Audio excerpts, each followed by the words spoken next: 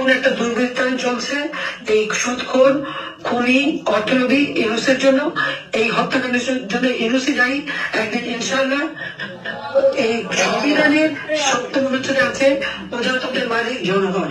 সপ্তম অনুচ্ছেদের অধ্যায়ে আছে কেউ যদি ক্ষমতা অবৈধভাবে দখল করে তার বিচার হবে ইনশাআল্লাহ। অবৈধভাবে হত্যা করে, ষড়যন্ত্র করে, চক্রান্ত করে, মানুষ, পুলিশ এবং সরকার উপদেষ্টা হত্যা করে যে ক্ষমতা এসেছে, একদিন তার বিচার ইনশাআল্লাহ বাংলার মাটিতে হবেই হবে।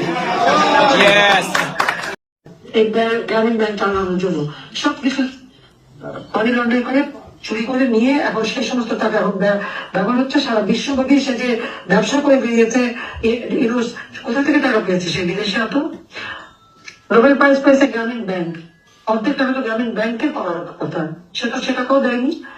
আচ্ছা, আজকে সারা বাংলাদেশ হচ্ছে একটা সন্ত্রাসের দেশ।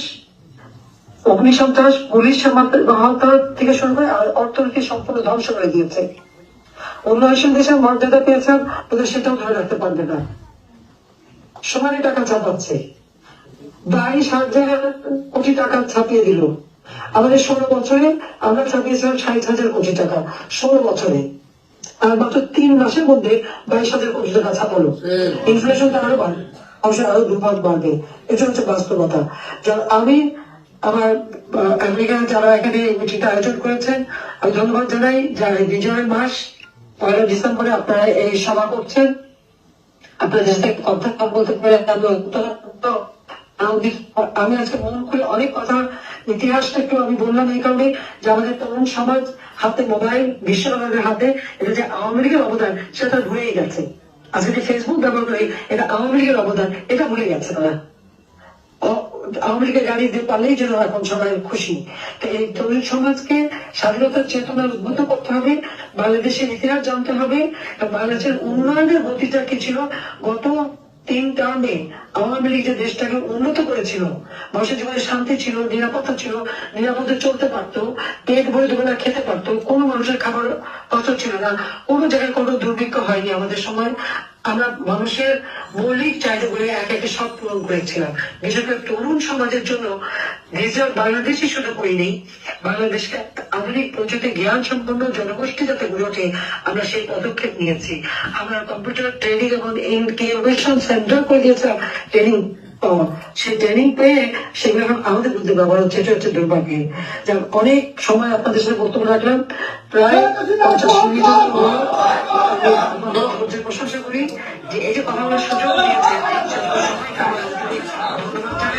এবং আমি এটাই বলবো যে মুক্তিযুদ্ধের চেতনায় এই বাংলাদেশ গড়ে উঠবে। এখন একটা দুর্বৃত্তায়ন চলছে এই সুদখোর খুনি অর্থনবী ইউনুসের জন্য, এই হত্যাকাণ্ডের জন্য ইউনুসই দায়ী। একদিন ইনশাআল্লাহ এই সংবিধানের সপ্তম অনুচ্ছেদে আছে প্রজাতন্ত্রের মালিক জনগণ। সপ্তম অনুচ্ছেদের অধ্যায়ে আছে কেউ যদি ক্ষমতা অবৈধভাবে দখল করে তার বিচার হবে ইনশাআল্লাহ। অবৈধভাবে হত্যা করে, ষড়যন্ত্র করে, চক্রান্ত করে, মানুষ, পুলিশ এবং সরকার উপদেষ্টা হত্যা করে যে ক্ষমতা এসেছে, একদিন তার বিচার ইনশাআল্লাহ বাংলার মাটিতে হবেই হবে। আমি তরুণ সমাজকে বলবো যে তারা যেন একটু সজ্ঞানে ফিরে আসবে। বাংলাদেশটা স্বাধীনতার ইতিহাসটা যেন তারা জানার চেষ্টা করেন যে কত ত্যাগের মধ্য দিয়ে আমরা স্বাধীনতা অর্জন করেছি এবং তারা এটা ভোগ করছে।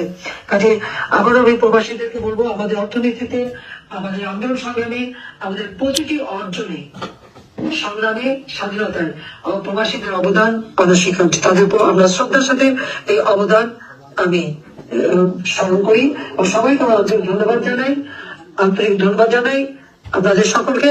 এবং আপনারা যে রেকর্ড করেছেন এটা কিন্তু আপনার ইচ্ছে মতো দিতে পারেন। এটা প্রচার করতে